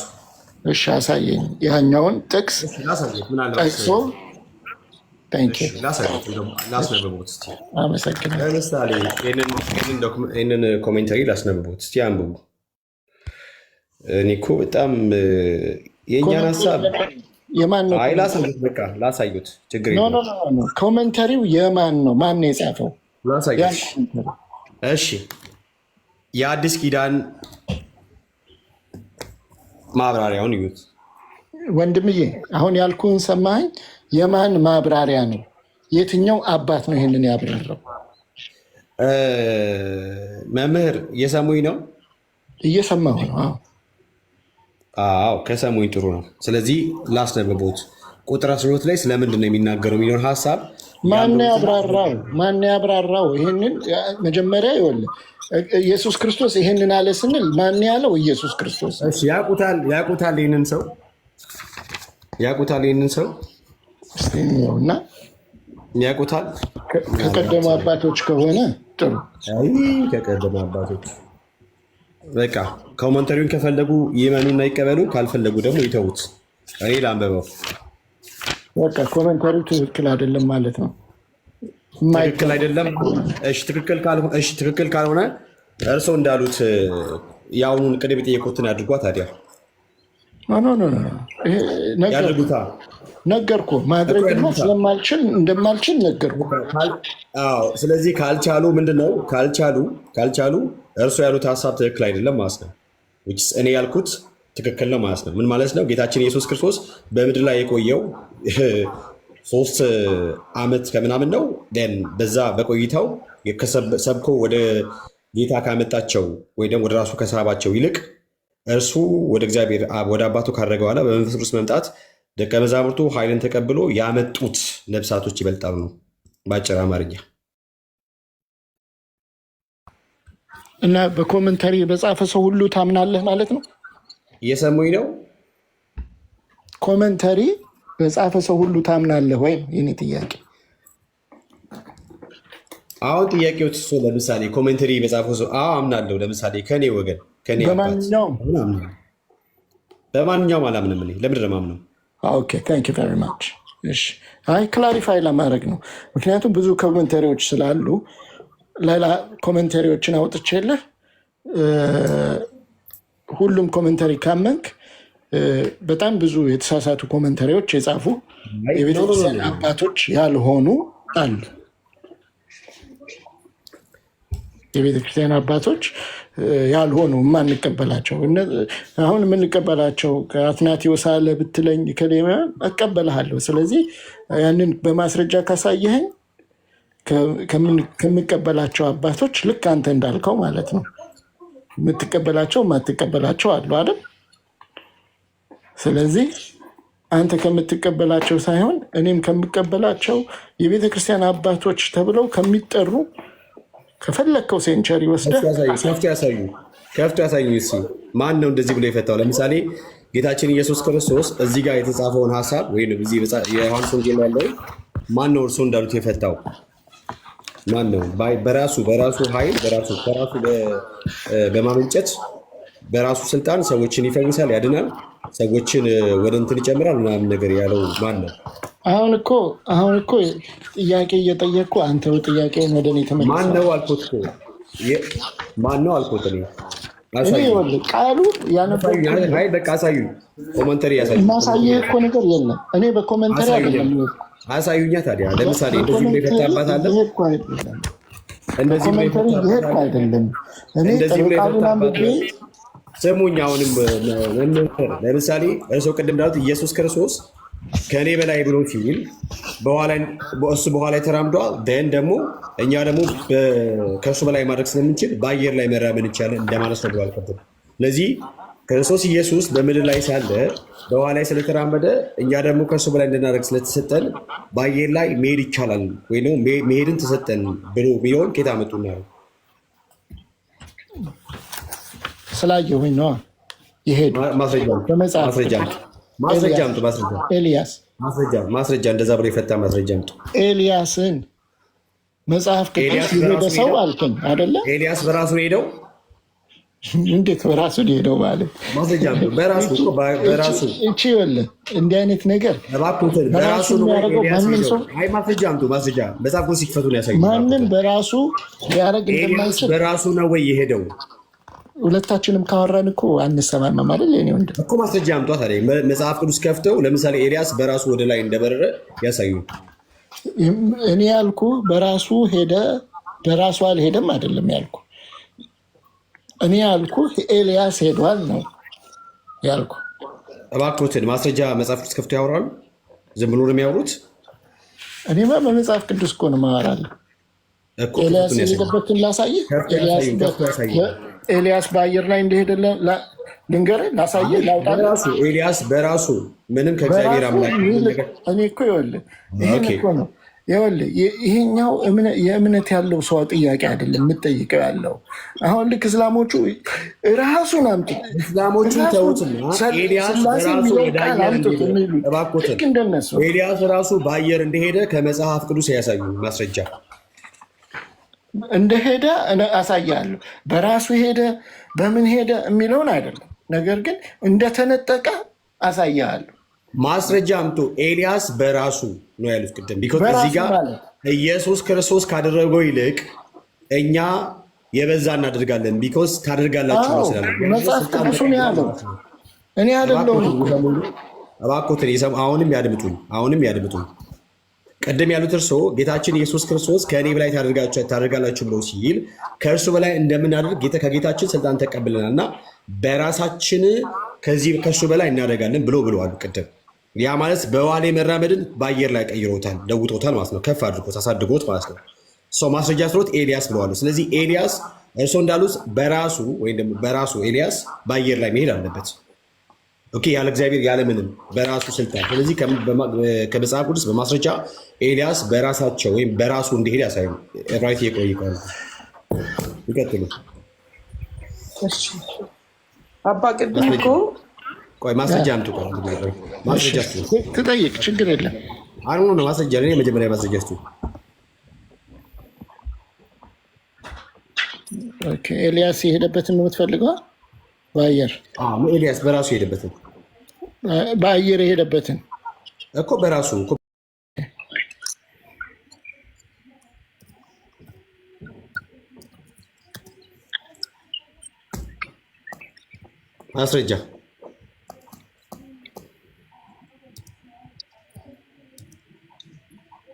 ማስረጃ ቀሲስ ቀይ ያወጣልህ ነው እንግዲህ ኤልያስ በራሱ አሁን እንትን የምጠይቀው ጥያቄ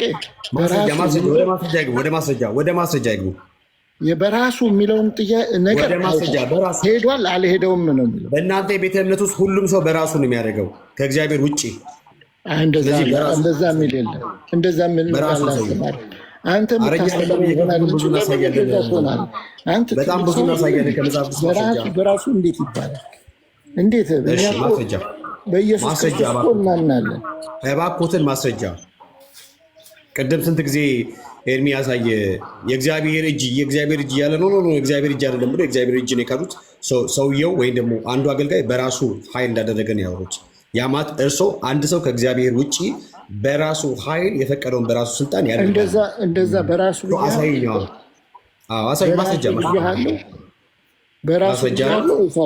ማስረጃ አለዎት? እባክዎትን ቆይ ረጋ በል እንዴ! ያወጣሁልህ እኮ ነው። ምን ከባድ ነገር እኮ አይደለም የጠየቀው። ኤልያስ በሰረገላ የሄደበትን ላወጣልህ ነው እኮ። በራሱ በሰረገላ የሄደበትን አሳዩ።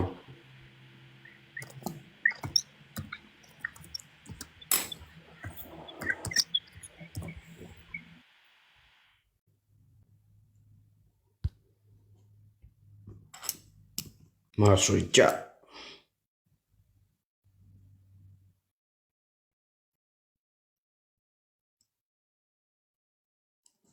ክፍሉ ኢየሱስ ክርስቶስ አለን ዝም ጸጥ አለ ጭጭ አለ። ተፈጥሮ ነው።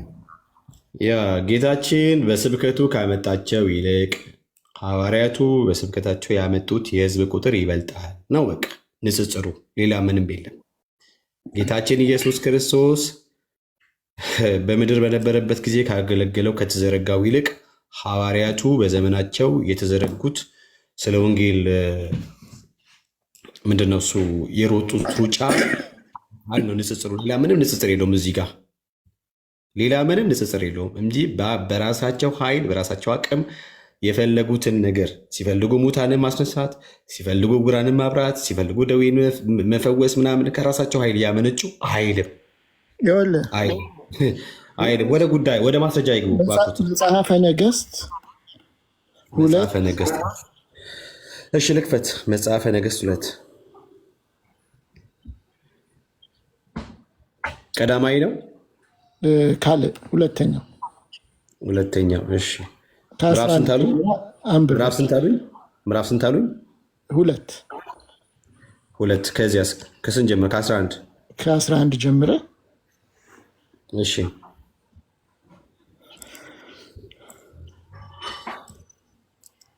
ኤልያስም ኤልሳ ሆይ እግዚአብሔር ወደ ኢያሪኮ ልኮኛልና እግዚአብሔር ቢሎትን እንዳይረሱ። እሺ እዚህ ጋር አዎ። ለምን ከዚህ እያነብቡ አይሉ? ለምን እያነብቡ አይሉ? ላነብልህ። ሲሄዱም እያዘገሙ ሲጫወቱ እነሆ የእሳት ሰረገላና የእሳት ፈረሶች በመካከላቸው ገብተው ከፈሏቸው። ኤልያስም በአውሎ ነፋስ ወደ ሰማይ ወጣ። ኤልያስም አይቶ አባቴ አባቴ ሆይ የእስራኤል ሰረገላና ፈረሶች ብሎ ጮኸ። ከዚያም ወዲያውኑ አላየውም። ኤልያስ በራሱ የተነጠቀው ያው እንግዲህ በራሱ ሆነ በምን ሆነ ኤልያስ በእሳት ሰረገላዎች ሄዷል። ስለዚህ የእሳት ሰረገሎችን የጠራው ኤልያስ ነው። በእሳት ሰረገላዎች ሄዷል። የእሳት ሰረገሎችን የጠራው ራሱ ኤልያስ ነው የጠራቸው። ከዛ በኤልያስ ትእዛዝ ነው መጥቶ እንትን ያሉት በራሱ ኤልያስ በእሳት ሰረገላዎች ተጭኖ ሄደ። ያለ እግዚአብሔር ፈቃድ የሚሆን ነገር በምንም ነገር የለም በዚህ ምድር ላይ እንደሚቀጥለውም በራሱ ነው ወይ ነው። አሁን የእሳት ሰረገሎችን እምነት ስላለው ሄዷል። በእሳት ሰረገላ ራሱ ኤልያስ ነው ሄደው። ይሄኛውን እንተውና የእህታችን ጥያቄ ደግሞ ትልቁ ላይ አድርገኝ በፍጥነት በብርሃን ፍጥነት ቀሲስ እኔ ፊት አይዋሹም። በእግዚአብሔር ወንድሜ እየጠይቀውት ነበር። ኦኬ ምዕራፍ 2 ቁጥር 11 ሳቻዩት የእሳት ሰረገላ እዚህ ቁጥር 11 ላይ ያለውን ነው። ሲሄዱም እያዘገሙ ሲጫወቱ እነሆ የእሳት ሰረገላ እና የእሳት ፈረሶች በመካከላቸው ገብተው ከፈሏቸው። ኤልያስም ወደ በአውሎ ንፋስ ወደ ሰማይ ወጣ። ያድምጡ። ለምን እኔ እና እሱ ነው እያወራን ያድምጡ። እንዴት እንደዋሹ ይኸውላችሁ፣ ውሸታቸውን ይኸው። እንደዛ አይባልም። እኔ ውሸታም አይደለሁም። ምን ይላል? በቤተል የነበሩ ቀሲስ ሚዩት ያድርጉ በመድኃኔዓለም በቤተል የነበሩ የነቢያት ልጆች ወደ ኤልሳ መጥተው እግዚአብሔር ጌታህን ከራስ ላይ ዛሬ እንዲወስደው አውቀሃልን አሉት። እርሱም አዎ አውቄአለሁ አለ። ኤልያስ እግዚአብሔር እንደሚወስደው አውቋል፣ የነቢያትም ልጆች እንደሚነሳው አውቋል። ቄሱ ግን ይዋሻሉ እዚህ ቁጭ ብለው ማለት ነው። ምንም የዋሸሁት ነገር የለም። ቆንጅዬ ውሸት ኢየሱስ ክርስቶስ ካደረገው ተአምራት ለምን ከኔ ጋር እኔ ስገባ ለምንድን ነው የጮሁት? ቆንጅዬ ውሸታም ነው። ያው በአምላክ ቃል ላይ ነው የሚዋሹት ነው ያልኩት። የዋሹት በእኔ ላይ አይደለም፣ በአምላክ ቃል ላይ። ቁጥር 3 ሰው ምን ዋሸ ይባላል? ለምን እኩል ደርበው ለምን ደርበው ያወራል? ለምን አንተ ታወራለህ? ለምን አንተ እሺ እኔ ነው የሚዩት ያርኩት። ለምን እኩል ደርበው ያወራሉ? ስለዋሹ በአምላኬ ቃል ላይ ሲዋሹ አያስችለኝም። አንተ ነው የምትዋሸው እንጂ እኔ አልዋሸም። እሺ፣ ስለዚህ እግዚአብሔር ነው የወሰደው አይደለም? ኤልያስን ይኸውልህ ነው አይደለም? ተራ ሰው ሊያደርገው አውቃለሁ እኮ አላቸው። አውቃለሁ፣ አዎን አውቃለሁ፣ ዝም በሉ እኮ አላቸው የነቢያት ልጆች በቤተል እንጂ እኔ ስለሱ እኮ አይደለም ያወራሁት። ሜት ያድርጉ። እኔ ጋር መተው ብሉይ ኪዳን አይንተፋተፉ፣ ስለሱ ይቅርታ አድርጉልኝ። አይዋሹ በአምላክ ቃል ላይ አንተን ለማን ለማስደሰት ብለው ያዋሻሉ። ቁጥር 11ን ሄደው አነበቡ። ቁጥር 3 ላይ ግን ሰው አይደለም ትንሽ ነህ። ሜት ያድርጉ እና እንደማመጥ ያወራሉ። ቁጥር 3 ላይ በቤተ ሜት ያድርጉት። ኦኬ እሰጠውታለሁ። እንደሱ ይውጡ። ውሸታም ኬስ ምን ያደርጋል እንዴ? ክብር ሊኖሮት ይገባል። ለማን? ለአምላክ ለእግዚአብሔር ቃል። እንዴት እንደዋሹ አያችሁ። እዚህ ያላችሁ ሰዎች ኦኬ፣ እንዴት እንደዋሹት። ኤልያስ እግዚአብሔር እንደሚወስደው ያውቃል አያውቅ? ያውቃል። የነቢያት ልጆች ምን አሉት? ያው በቤተልም የነበሩ የነቢያት ልጆች ከጌልጌላ ነው የተነሳው። ልብ በሉ። ይህን የታቁታ እነሱ ውዳሴ ማርያም ይህን ይድገሙ እንጂ ከጌልጌላ ተነሳ፣ ወደ ቤተል መጣ፣ ከዛ ወደ ኢያሪኮ፣ ከዛ ወደ ዮርዳኖስ። እንደዚህ ነው የመጣው እና ከጌልጌላ በተነሳ ሰዓት ላይ ይኸው እንደዚህ ይላል። ቁጥር 1 ማለት ነው።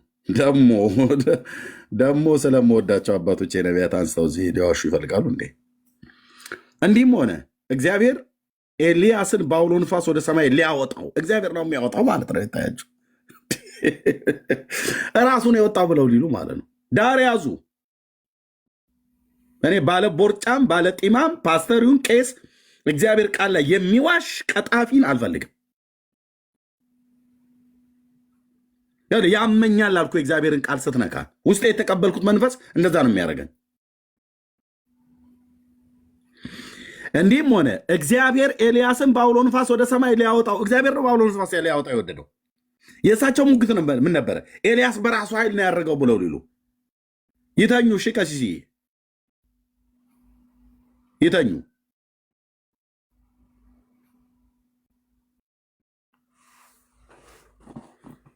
ሊያወጣው በወደደ ጊዜ ኤልያስ ከኤልሳ ጋር ከጌልጌላ ተነሳ። ጌልጌላ የሚባል ቦታ ማለት ነው።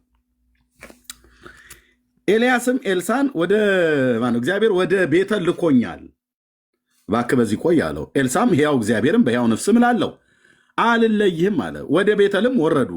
በቤተልም የነበሩ የነቢያት ልጆች እዛ ነበሩ። ባይዘቤ የነቢያት ትምህርት ቤት ነበረ። የነቢያት ትምህርት ቤት ነበረ እዚህ በቤተል እና በጌልጌላ ነበር። አንዱ የነቢያት ትምህርት ቤት ነዋት ዘራማ ነበር። ቤተል ነበር። አይ ቲንክ ጌልጌላ እንኳን ያለ አይመስለኝም። በቤተልና በነዋት ዘራማ አውቃለሁን። ሳሙኤል በነዋት ዘራማ ነበር። የነቢያት ልጆች በዛ ነበሩ። እዚህም ደግሞ በቤተል ነበሩ የነቢያት ልጆች እና በዚህ በቤተል የነበሩት የነቢያት ልጆች ወደ ኤልሳ መጥተው እግዚአብሔር ጌታህን ከራስ ላይ ዛሬ እንዲወስደው አውቃልና አሉት ይላል። ጌታን የተባለው ማን ነው? ኤልሳን ማለት ነው። ኤልያስ ማለት ነው። ከዛስ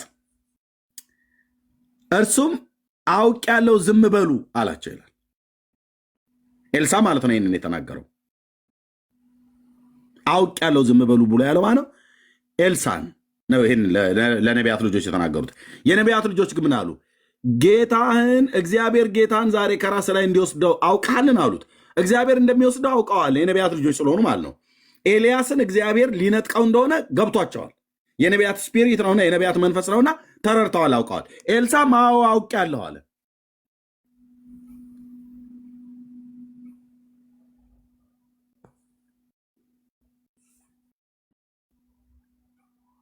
እኔ ውሸታም ሰው ያስጠላኛል። ይቅርታ፣ ያውም በእግዚአብሔር ቃል ላይ ስትዋሸው ማለት ነው።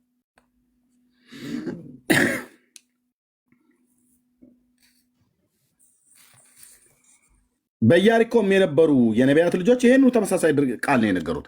ልብ በሉ። በቤተልም የነበሩቱ በኢያሪኮም የነበሩ ተመሳሳይ ነገር የነገሩት። የቤተሎቹ እንደዚህ ያሉት እግዚአብሔር ዛሬ ማነው? እግዚአብሔርም ጌታህን ኤልያስን ማለት ነው ከራስ ላይ እንዲወስድ አውቃል ብሎ ሲሉ አውቄአለሁ አለ። ኤልሳ አውቄአለሁ፣ አዎ እሱም ነቢይ ነውና አውቄአለሁ አለ። የነቢያትም ልጆች ነቢያት ናቸውና አውቀናል አሉ።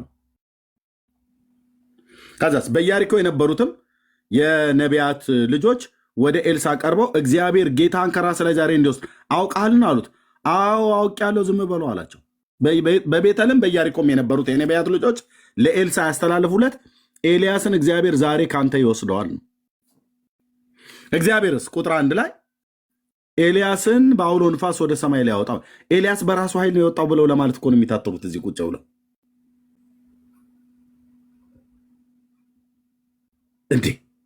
እንዲህ ኤልያስ በራሱ ኃይል ነው እንዲህ ወደ ሰማይ የተነጠቀው? እግዚአብሔር ነው የእሳት ሰረገሎች ያመጣለት። እሺ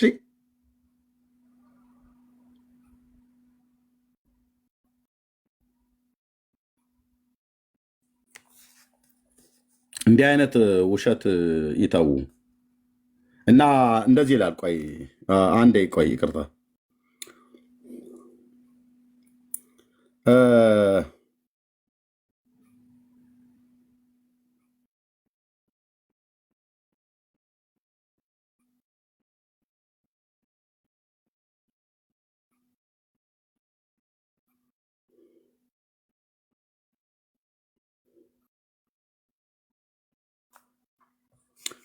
እዚህ ቁጥር 16 ላይ እርሱም እነሆ ከባሪያዎችህ ጋር 50 ኃያላን ሰዎች አሉ አሉት። የእግዚአብሔር መንፈስ አንስቶ ወደ አንድ ስፍራ ወይ ወደ አንዲት ሸለቆ ጥሎት እንደሆነ ሄደው ጌታህን ይፈልጉት ዘንድ እንለምናሃለን አሉት።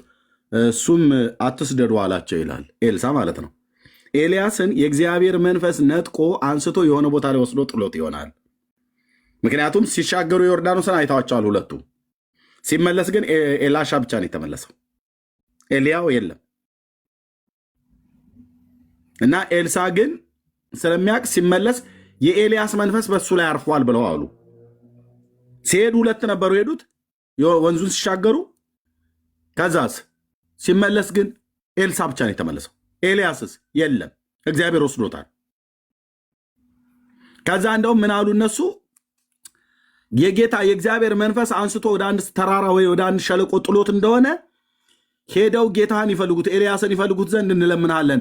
50 ሰዎችን ምረጥና እዛው ዮርዳኖስ አካባቢ የሆነ ሸለቆ ውስጥ ጥሎት ይሆናል፣ ይሄን ወስዶ እዛ እንፈልገው ብለዋሉ ይላል። ከዛ እስኪያርፍም ድረስ ግድ ባሉት ጊዜ ሰደዱ። 50 ሰዎች ሰደዱ። 3 ቀን እንፈልገው አላገኙትም። የለም ኤልያስ ተወስዷል። አለቀ። ቴንክ ዩ ሎርድ የኔ አባት ቴንክ ዩ ሎርድ። በራሱ አይደለም እግዚአብሔር ነው። እኔ እንደዚህ አትዋሹ። በጣም ነው ጌታ ኢየሱስ ምስክሬ። መንፈሴ በጣም ነው የሚበሳጭብኝ አምላኬ ቃል ላይ ስትዋሽ ማለት ነው። ቁጭ ብለህ ቆንጅዬ የቄስ ውሸታም፣ የዲያቆን ውሸታም፣ የፓስተር ውሸታም፣ የወንጌላዊ ውሸታም ምን ያደርጋል? ተናገሩ ነው